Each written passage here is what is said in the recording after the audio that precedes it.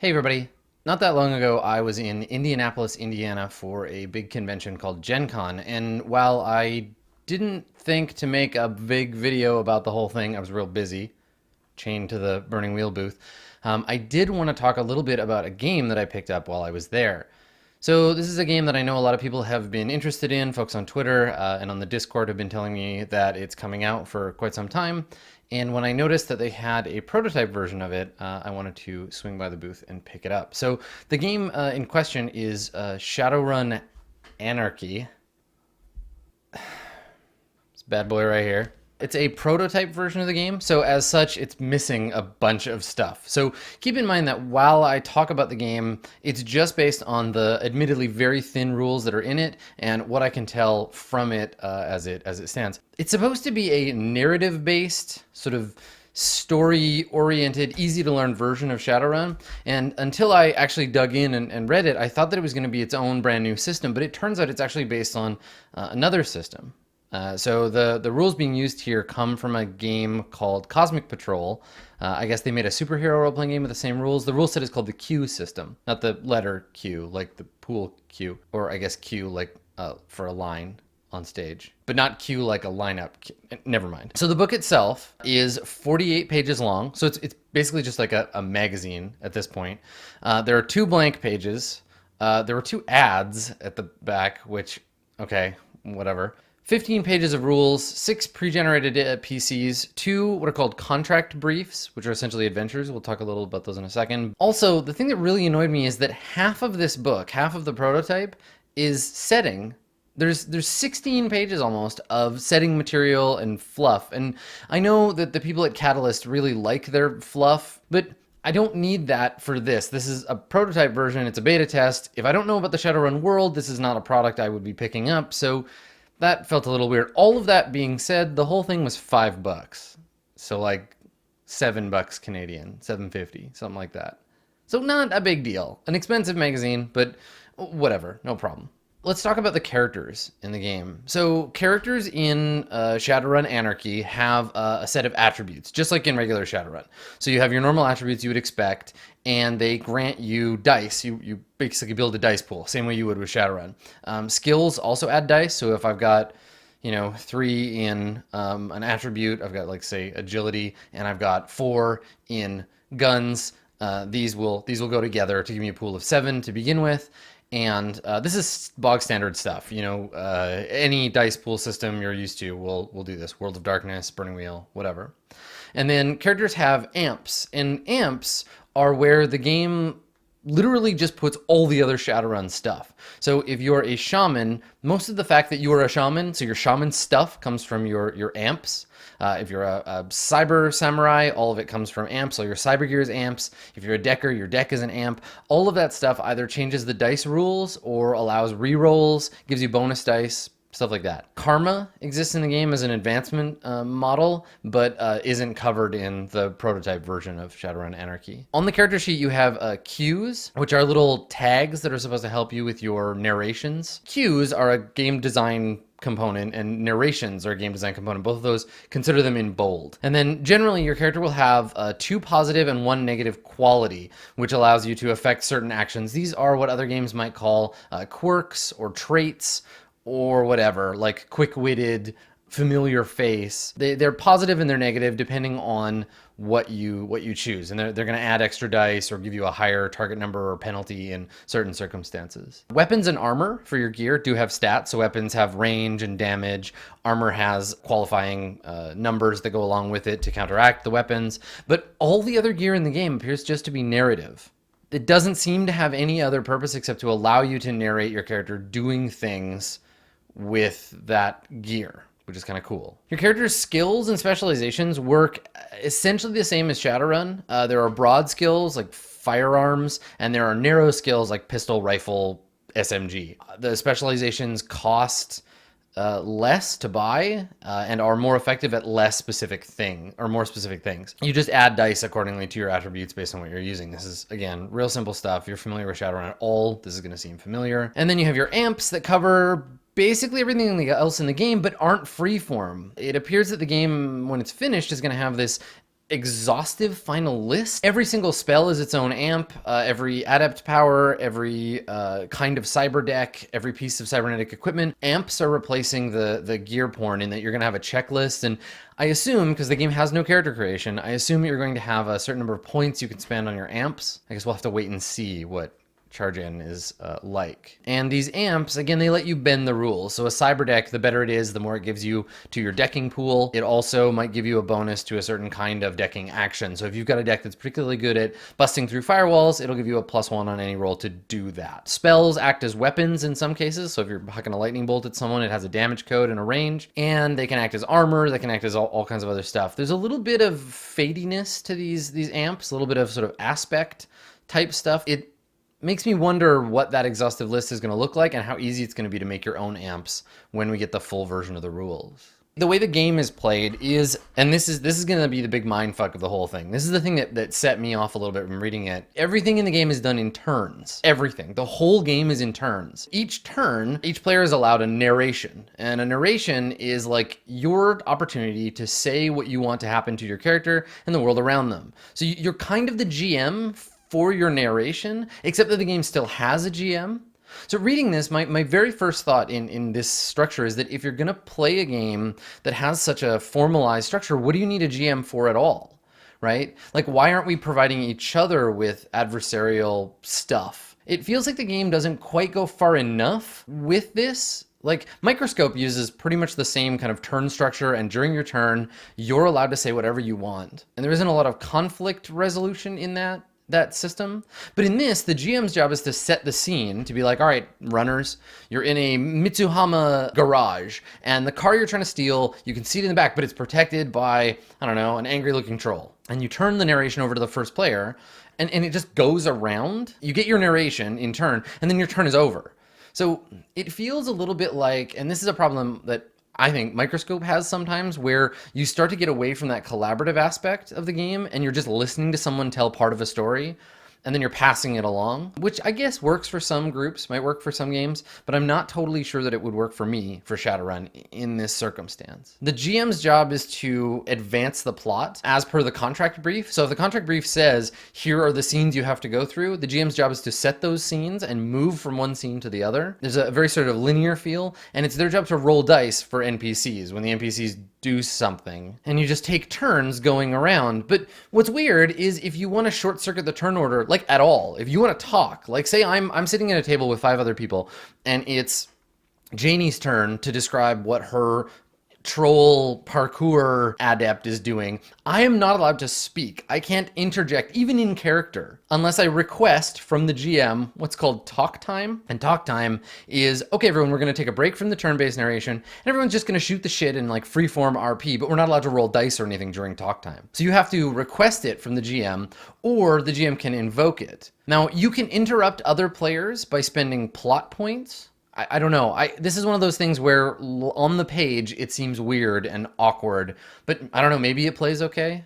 On each person's turn, you get to make your narration, right? And if there's a chance of failure for your characters, if you describe your character doing something that you might not succeed at, I don't know who gets to decide that. I guess the whole table, the game isn't clear. The 15 pages of rules don't include that. Your character has to roll. You have to roll dice, and it gives you rules for setting up the pool.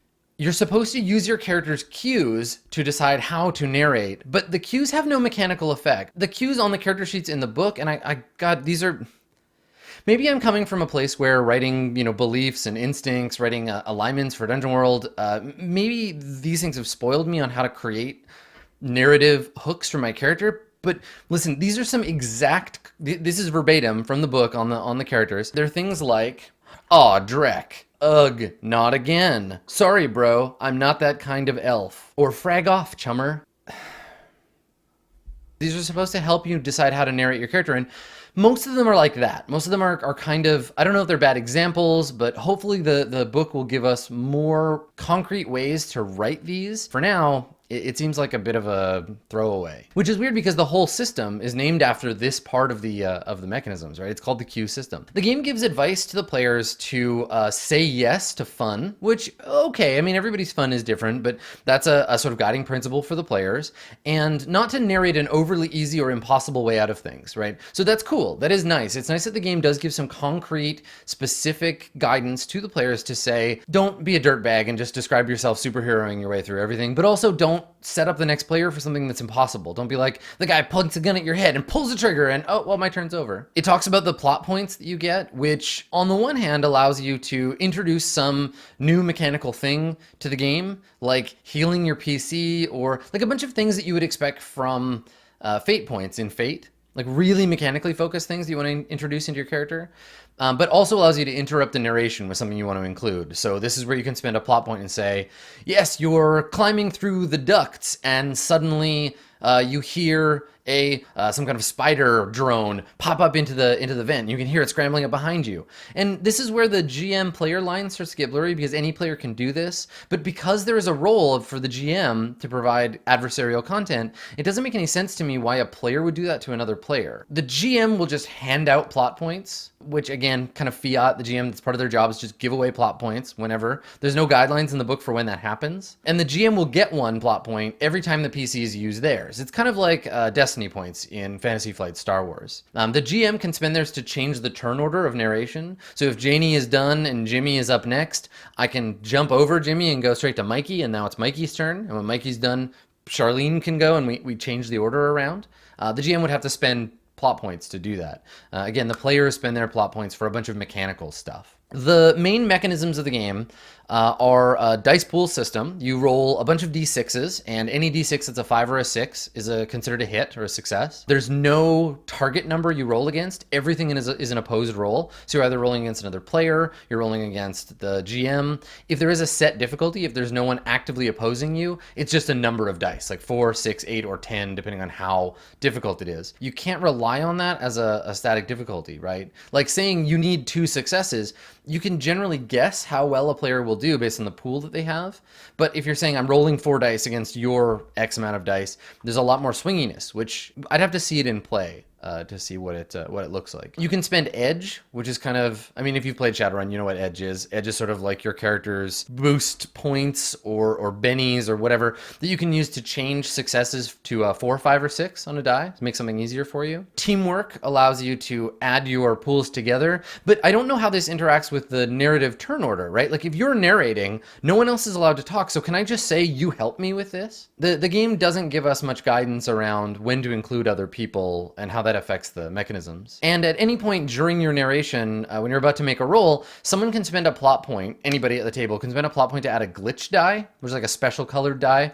And if the glitch die comes up a 1, you have to describe your character having a stroke of bad luck, even if you succeed. And if it comes up a 5 or a 6, you get to narrate something cool happening. And these glitch dice represent moments in which something could go really wrong or something could go really well. So that's kind of a cool way to get in on someone else's mechanical stuff, I guess. Combat has 1/5 of the total rules are dedicated to combat, which, okay, you're coming from Shadowrun, that makes sense. It includes encumbrance rules, which I guess I get, sort of. Carrying around gear is important in Shadowrun. Movement is squished down, just like Star Wars, into close, near, and far, and weapons have the same kind of range, which I like. I really like that abstracted movement stuff. That's cool. Damage works basically exactly like Shadowrun. You have boxes, you fill them in. The more you fill in, the more damaged you are. And you can spend plot points, or you can take permanent penalties to mitigate your character dying. Dying seems pretty hard in this system, which is okay. Shadowrun shouldn't be like basic D&D where you lose your character all the time, at least in my opinion. I think the thing is that the whole system seems, for now, based on the prototype, strangely on the edge of being either this